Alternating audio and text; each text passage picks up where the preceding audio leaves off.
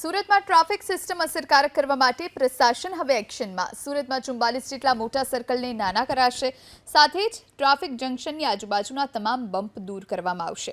DCP zone 1 તેમના વિસ્તારમાં નિરીક્ષણ કર્યું। મનપા અને પોલીસ વચ્ચે પણ બેઠક યોજાઈ। જ્યાં ટ્રાફિક સિગ્નલ લગાડવાના છે કે લગાડી દીધા છે એ પોઈન્ટની વિઝિટ કરવામાં આવી। એમાં સૌથી હેવી જે ગણી શકાય કે પર્વત પાટિયા જે 5 રસ્તા છે ત્યાં મેક્સિમમ ટ્રાફિક હોય છે।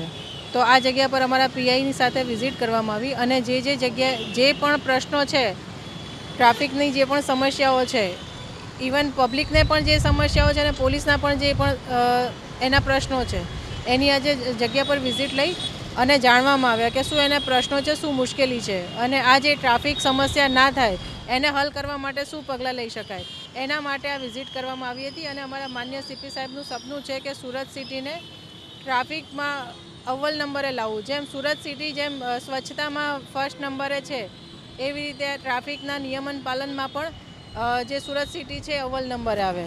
તો એના માટે થઈને સીપી સાહેબથી લઈ સેક્ટર સાહેબથી લઈ તમામ અધિકારીઓ ફિલ્ડમાં રહે છે અને આ એન્જિનિયરિંગ જે છે રોડ એન્જિનિયરિંગથી લઈ અને ટ્રાફિક જંકશન અને ટ્રાફિકના જે સિગ્નલ નાખવાના છે એનું કામગીરી જે ચાલુ છે ટ્રાફિક પોલીસની એમાં અમે લોકો સાથે રહીને મદદ કરીએ છીએ।